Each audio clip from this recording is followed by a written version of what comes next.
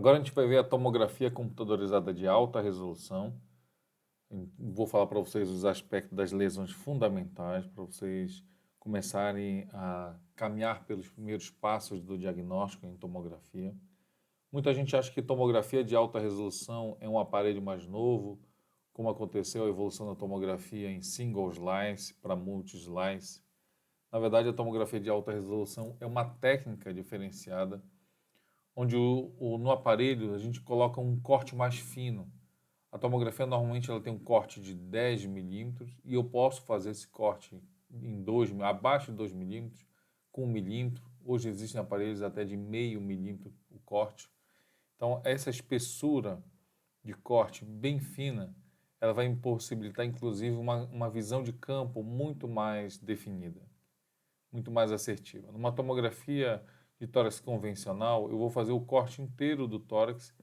Já na tomografia de alta resolução, eu posso adaptar o campo de visão apenas para se na base é mais largo e no ápice você vê menos largo aqui, então você vai adaptar de acordo com a extensão do tórax o campo de visão. Com isso eu vou ter uma definição muito melhor das estruturas. Vocês estão vendo aqui acima uma tomografia computadorizada do tórax convencional e aqui embaixo uma tomografia em alta resolução. É o mesmo corte, no mesmo nível, no mesmo paciente. Só que acima nós temos um corte de 10 milímetros, onde nós temos alguns artefatos, como por exemplo o artefato de volume parcial da cúpula diafragmática, dando esse aspecto nuveado em branco aqui na base pulmonar. Outra coisa você vê realmente de fato é a definição dos vasos, do parênquima pulmonar, mas quando eu passo a ter uma visão do corte em 2 milímetros, vocês vão ver que é muito mais definido os vasos aqui, ó, a definição do parênquima pulmonar, inclusive dos vasos pulmonares. Para falar de tomografia de alta resolução, é fundamental que a gente faça uma revisão daquilo que é a anatomia pulmonar, principalmente para falar de intertício, para falar de lóbulo pulmonar secundário. Lembrando a vocês que a gente tem aqui o intertício axial, vindo aqui com o brônquio e os vasos principais do pulmão, que vão se diferenciar e se dividir indo para a região central do lóbulo pulmonar secundário, exatamente para a região que a gente chama centro lobular, isso seria o intertício axial.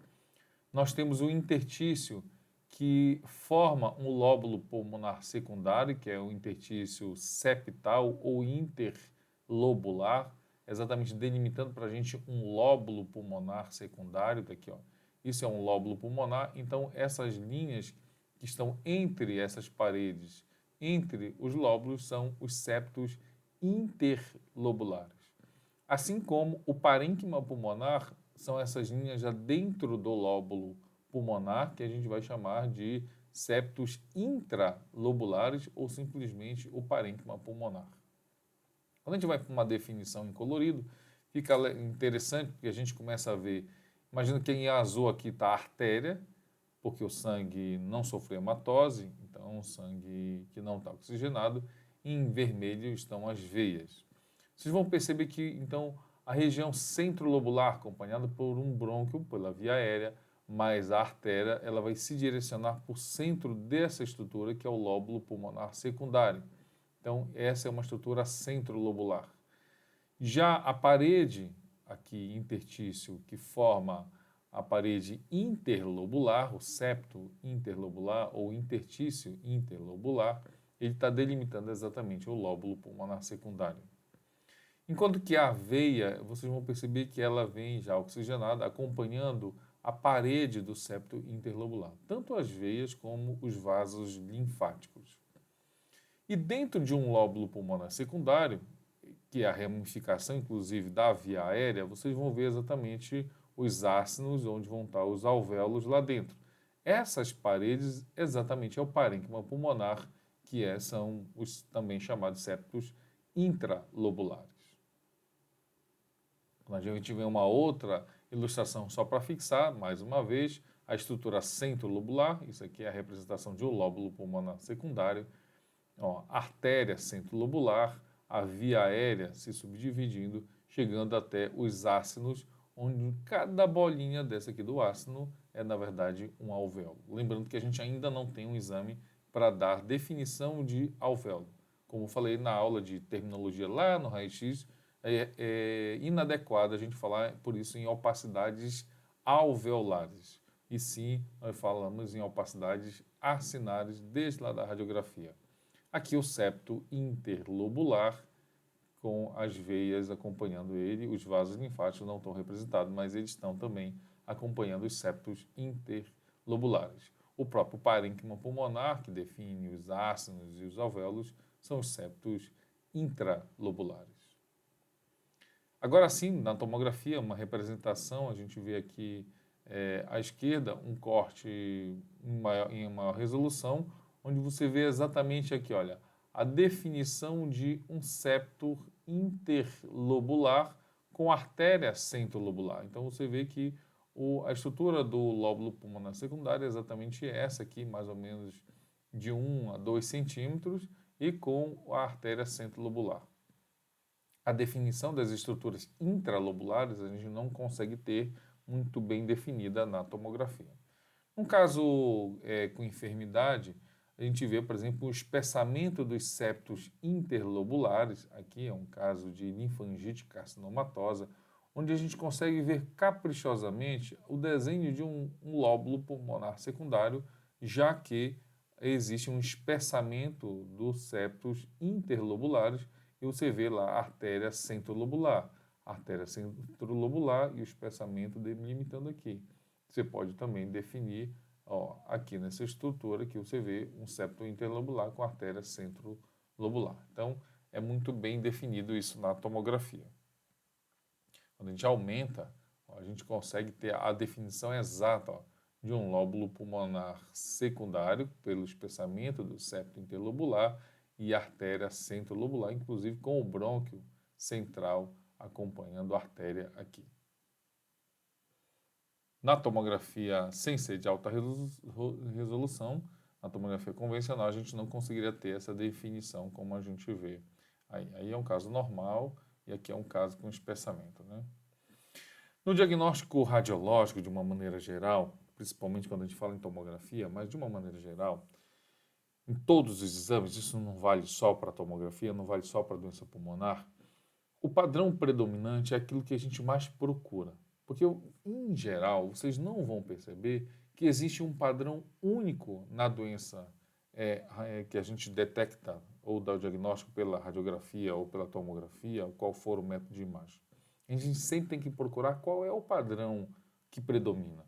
Porque o padrão que predomina, ele vai direcionar exatamente para a nossa mente pensar num possível diagnóstico. Segunda coisa que a gente tem que pensar é qual a distribuição dessa lesão, desse padrão predominante. Ele é mais em lobos superiores, mais no terço médio, é mais na base, ele é mais central, ele é mais periférico, ele é unilateral ou ele é bilateral? Qual é o padrão de distribuição? Lembrar dos achados associados, porque nós vamos ter o padrão predominante, mas podemos ter outros achados que vão exatamente cada vez mais salvar na nossa cabeça as hipóteses diagnósticas. E também nunca esquecer, claro, da história clínica. O contexto clínico direciona muito para as hipóteses que a gente possa ter na cabeça, associado ao contexto clínico, fica muito mais fácil. Quando a gente fala do padrão de doença pulmonar na tomografia, a gente basicamente divide em 5 padrões, 5 grupos, que a gente vai ver exatamente agora com vocês, esses padrões que vai te direcionar, vai te ajudar muito a identificar esses padrões, e a ideia é que depois dessa aula você passe a identificar os padrões. De acordo com o padrão predominante, localização, a gente vai poder chegar a alguns diagnósticos. O primeiro padrão que a gente vê, então, é quando aumenta a densidade pulmonar.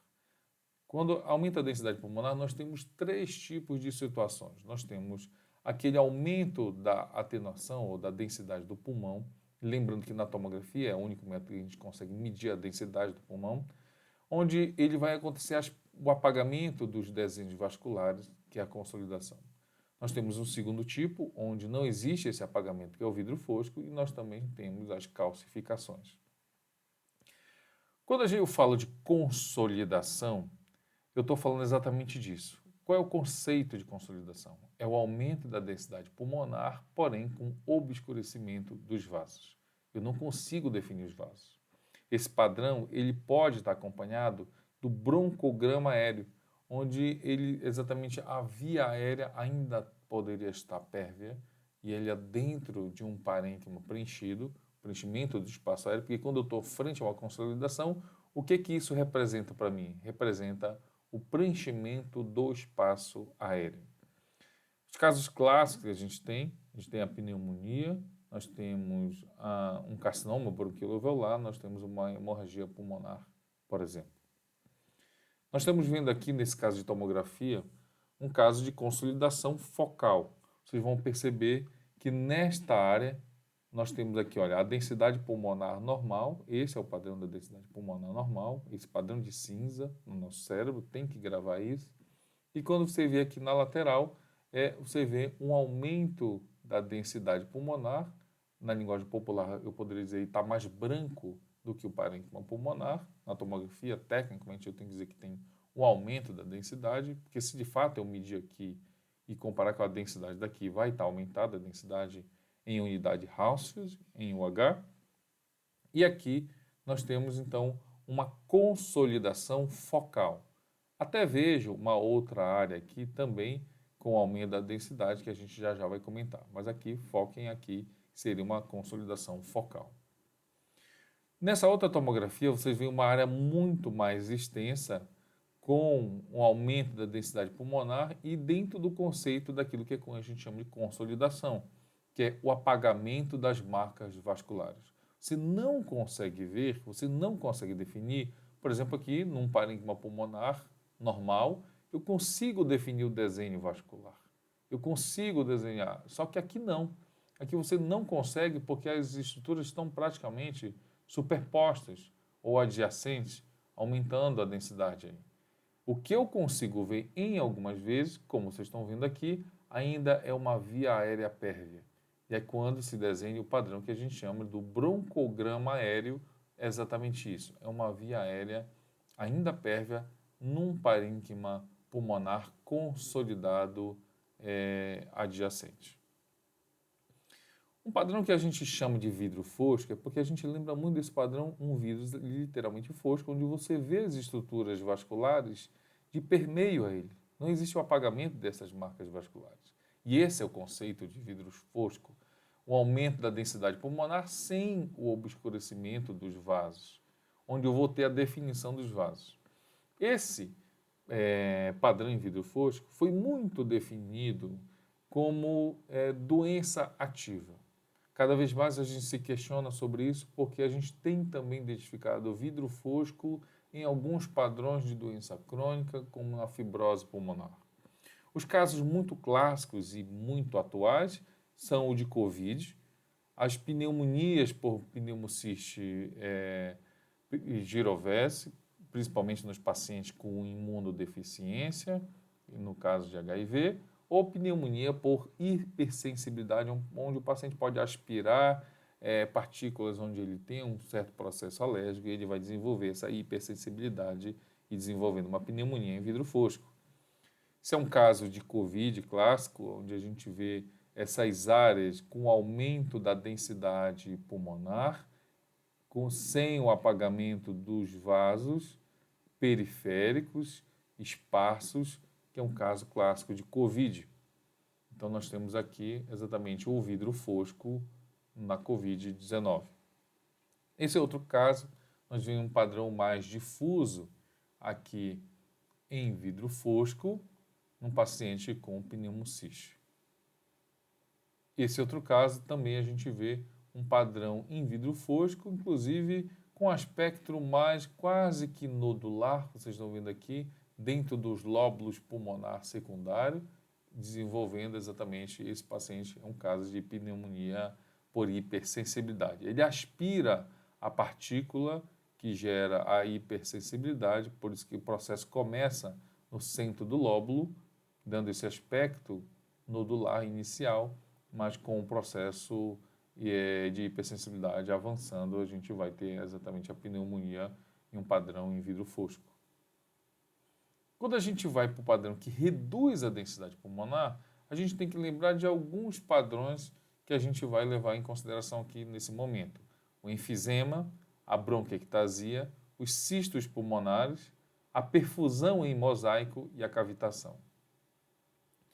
Quando a gente fala de enfisema, nós temos que lembrar que o enfisema ele pode ser subdividido em 3 aspectos morfológicos. Um tipo de enfisema, que é o mais clássico, que é o enfisema centrolobular, onde ele está no centro do glóbulo, muito mais associado realmente ao tabagismo. Existe o tipo de enfisema onde os padrões da lesão de enfisema estão adjacentes aos septos interlobulares, que é o padrão septal. E existe um tipo panlobular, onde nós temos um padrão difuso de enfisema muito mais associado à deficiência de alfa-1 antitripsina. Nós temos aqui um caso de enfisema centrolobular. Nós temos aqui um padrão. Esse padrão nós estamos vendo aqui mais centrolobular de lesões de enfisema, onde existe uma redução da densidade pulmonar na região centrolobular. Um paciente com histórico de longa data de tabagismo. Esse é um outro caso, um paciente com uma tomografia já em reconstrução coronal, onde a gente vê as lesões de enfisema acompanhando, margeando aqui o interstício subpleural, um caso de enfisema paraseptal. Já esse outro caso, um caso de deficiência aqui, um caso de enfisema panlobular, onde você vê praticamente todo o pulmão, você mal consegue definir as estruturas vasculares ali, que houve uma destruição muito acentuada das paredes do parênquima pulmonar. Quando a gente fala de bronquiectasia, o que é bronquiectasia? É a dilatação dos brônquios. Essa dilatação, na maioria das vezes, irreversível do brônquio, a gente vai ter em padrões morfológicos 3 aspectos. Nós temos aqui um padrão de uma árvore brônquica normal. Nós podemos ter a dilatação lisa dela, que a gente chama do aspecto cilíndrico, uma dilatação irregular, que é o aspecto varicoso, e uma dilatação cística dessa árvore brônquica. Como é o caso aqui, nós temos uma dilatação cilíndrica, aqui lisa, então a gente vê uma dilatação do brônquio, perdendo um padrão que normalmente a gente tem de 1:1 do brônquio com artéria, dando inclusive esse aspecto que a gente chama de anel de Sinetti, onde o brônquio está mais dilatado, ele tem uma dimensão maior do que a artéria que acompanha ele. Esse já é um outro caso de bronquiectasia cística, onde nós temos a dilatação aqui da árvore brônquica, dando esse aspecto cístico. Existe um tipo de dilatação brônquica, como nesse caso aqui, que é um tipo de dilatação varicosa, onde ele pode acontecer uma tração do parênquima pulmonar, uma distorção do parênquima pulmonar, e muitas vezes, além da gente definir como uma dilatação, uma bronquiectasia varicosa, a gente também pode definir como uma dilatação, uma bronquiectasia de tração. Os cistos pulmonares, nós temos essas estruturas também com redução da densidade pulmonar, com a parede muito fina, como nesse caso aqui, onde a doença ela é difusa.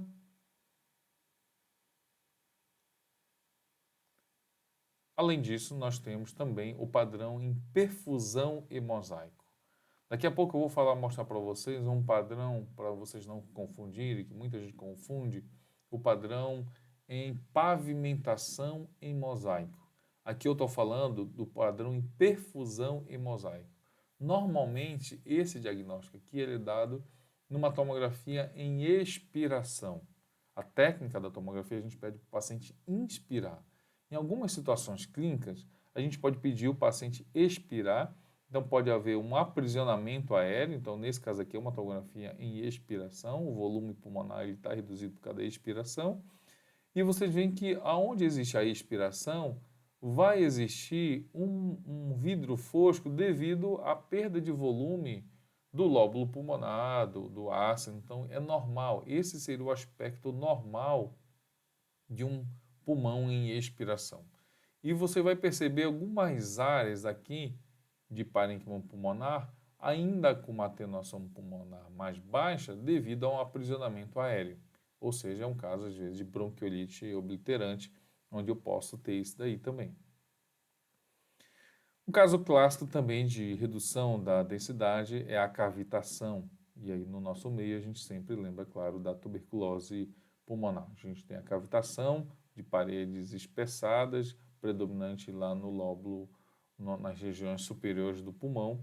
Aqui nós temos outras lesões. Lembra que eu falei para vocês que as doenças não vão estar isoladas. Elas vão ter outros achados associados, como no caso aqui nós temos um padrão nodular, centrolobular, um caso bem clássico de tuberculose. Daqui a pouco eu vou falar dos padrões nodulares. Quando a gente fala agora do padrão reticular, eu vou falar, na verdade, do espessamento dos septos, do interstício. E a gente precisa recapitular que o interstício, nós temos o interstício interlobular, formando o lóbulo pulmonar secundário, e o interstício intralobular. E eu vou ter esses dois padrões identificados na tomografia de alta resolução. Quando eu falo do espessamento septal ou interlobular, esse espessamento ele pode ser liso, ele pode ser irregular e ele pode ser nodular. Quando eu falo de espessamento liso, como é o caso aqui, num paciente com insuficiência cardíaca, eu estou vendo que existe um espessamento e eu consigo, inclusive, muito caprichosamente definir o desenho do lóbulo pulmonar secundário, como aqui, por exemplo. Só que vocês veem que a parede do septo ela é lisa. Ela consigo definir isso muito claramente. Já nesse caso aqui, vocês vão perceber que a parede do espessamento do septo, ela já não é tão lisa.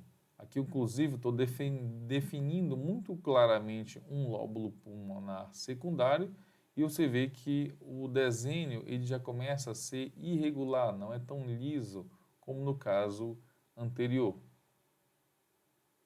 Já nesse caso, de uma caso de linfangite carcinomatosa, que é uma disseminação linfática de um câncer, você vê que existe um espessamento do septo interlobular. Pronto, ó, temos aqui exatamente um lóbulo pulmonar secundário, está ali a artéria centrolobular, e você vê que nesse espessamento, inicialmente você pode pensar, irregular, não, mas eu consigo definir micronódulos aqui ó, na parede desse septo.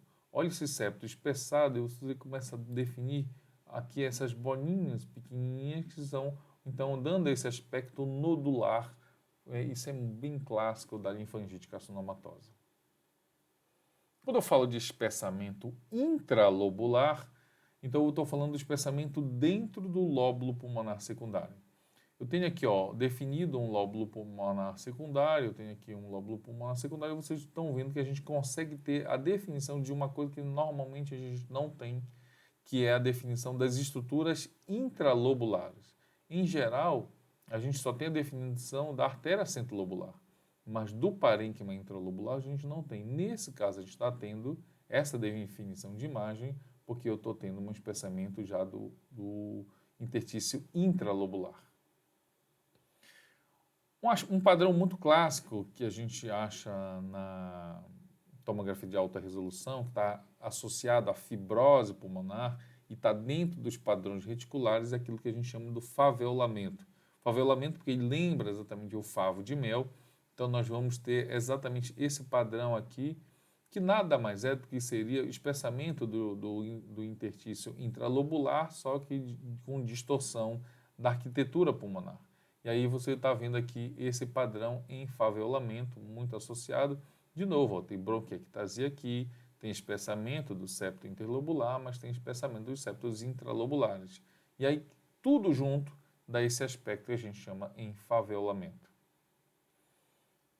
O padrão em mosaico, e aí lembra que eu falei ainda agora da perfusão em mosaico. Agora eu vou falar do padrão em pavimentação em mosaico. Porque ele lembra essa pavimentação anárquica, em inglês, vocês vão achar muito com crazy paving, ou seja, um padrão em pavimentação maluca. Na verdade, é a associação de dois padrões, elas criam o padrão em pavimentação em mosaico. Se vocês pararem para ver, isso aqui é consolidação ou é vidro fosco? É vidro fosco. Vidro fosco associado a um espessamento dos septos interlobulares e intralobulares vão dar essa definição exatamente do padrão em pavimentação em mosaico. Aqui é um outro clássico. Esse caso anterior era um caso também de Covid-19, um caso muito atual, que tem apresentado esse padrão de vidro fosco, difuso. Esse aqui é um caso bem comprometido já do pulmão. E nós temos também, além do vidro fosco, o espessamento intralobular e dando esse padrão espessamento de padrão em pavimentação em mosaico.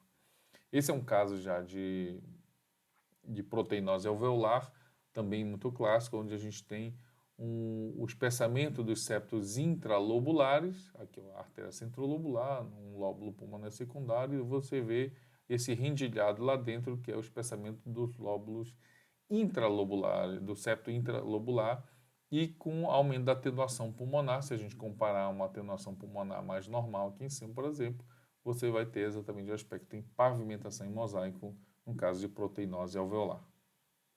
E por último, o padrão nodular. O padrão nodular é quando a gente pode subdividir, inclusive pela localização, e chega nesse aspecto da gente ter um padrão randômico, anárquico de distribuição desses nódulos, um nódulo que está mais no centro do lóbulo pulmonar secundário, que é o padrão centrolobular, ou um padrão dos nódulos acompanhando exatamente os vasos linfáticos aqui, que é um padrão perilinfático.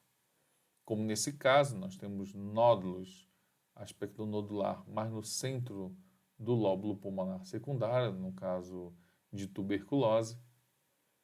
Esse já é um caso onde você vê que o padrão ele está acompanhando os septos interlobulares, ou então um padrão linfático. Você vê aqui os nódulos acompanhando o padrão, os pequenos nódulos. Aqui nós temos um lóbulo pulmonar secundário, artéria centrolobular e o septo interlobular. Você vai ver bolinhas branquinhas aqui, aqui, aqui. É um padrão que a gente chama um septo interlobular com uma bolinha aqui, bolinha aqui, bolinha aqui, bolinha aqui. De aspecto, um padrão de disseminação linfática. Ou um aspecto randômico, onde não respeita, tanto tem lesões centrolobulares como perilinfáticas, como nesse caso de tuberculose miliar. E o mais interessante é que dá para extrair, inclusive, um segundo padrão, que é da tuberculose, porque a tuberculose é uma doença por aspiração também, assim como lá na pneumonia por hipersensibilidade. Então, muitas vezes o processo ele começa no centro do lóbulo e depois ele vai se disseminando pela parte linfática, por isso que ele acaba tendo um padrão mais randômico. E nesse padrão de nódulos em baixa atenuação, que a gente chama em vidro fosco, eles também podem apresentar um aspecto em árvore em brotamento, como a gente vê aqui, muito tênue aqui, mas eu vou ter uma definição maior aqui. Então, aqui é um preenchimento da via aérea, já com esse padrão aqui, que a gente lembra muito quando uma árvore, né, aquelas plantinhas estão brotando, então a gente também chama esse padrão, isso aqui não é patognomônico da pneumonia, por disseminação endobrônquica, mas é muito característico nesses casos que a gente vê esse padrão nodular em árvore de brotamento.